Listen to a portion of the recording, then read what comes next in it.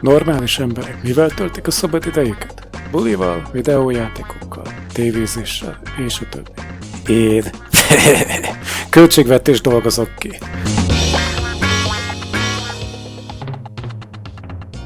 Egyszer fogtam magam, és elsajátítottam alapszinten a QGIS használatát, és ráeresztettem egy webscrapert az ingatlan.com-ra. Kaptam egy 23 000 darabos adatbázist az országban található eladó üres telkekről, amikből csináltam egy térképet az ország telekértékeiről. Ami térképet itt látsz, az logaritmikus, mert normális térképeken semmi sem látszódna Budapesttől és a Balatonparttól.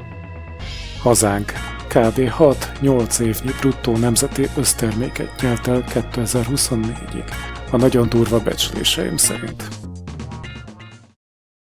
Ha 50%-kal is tévedek, akkor is ez rengeteg adóbevétel, simán fedezi a költségvetés felét úgy, hogy a munka soha többé nem adózik.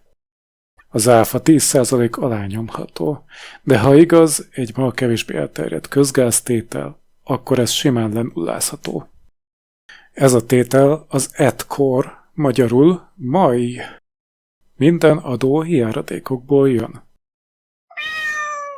Mason Gaffney a munkája során megfigyelte, hogy a társasági adó csökkentése növelte a részvények árfolyamát. Az irányadó kamat csökkentése növelte az ingatlan árakat. Magasabb olajkoncesziók lejjebb nyomták az olajárakat. Olcsóbb közművek növelték a lakbéreket, és a többi. Így a munkája során levezette a járadékok természetéből, hogyha minden termelékenységet terhelő adót megszüntetünk a helyjáradékokért cserébe, akkor idővel a helyjáradékok kitágulnak betölteni a keletkezett űrt. Avagy az állam akár finanszírozható lehetne egyetlen adónemből is. Valószínűleg ez a tétel is, mint szinte minden a közgázban, csak részben igaz, mert az alapfeltételezések a levezetéséhez eléggé idealisták. De ez mindenképpen bíztató. Hasonló következtetésre jutott, hasonlóan optimista feltételezésekkel a 70-es években a Nobel-díjas Joe Stiglitz is a Henry George tételnek a levezetésével. Ez utóbbi meglátást egy 2013-as és egy 2015-ös általánosabb kutatás is megerősítette. Hogy mi mindenre elég ez így? Ha a Föld mellett a vízforrásainkat és a légkört is teleknek tekintjük, erről lesz szó a későbbi videókban, akkor a mostani minimálbér helyébe bevezethető egy alapjövedelem, amit én csak nemzeti osztaléknak szoktam hívni.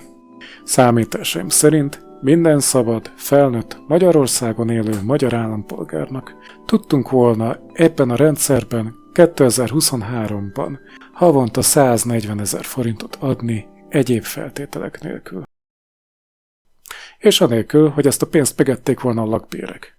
De erről bővebben a következő videóban.